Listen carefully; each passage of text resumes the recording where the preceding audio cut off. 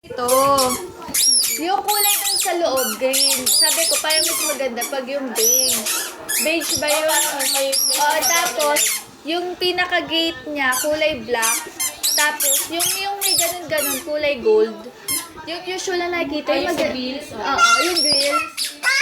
Tapos, basta yung bato niya, kulay peach. Peach ba yun? Kasi maganda kaya siyang tignan.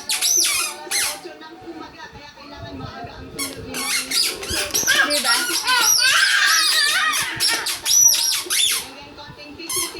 Ano yun, Jacob? Di ba maganda yun?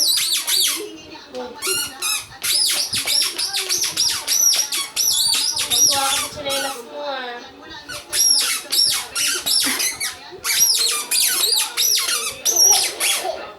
Ate Ana, di ba yung di ba? No?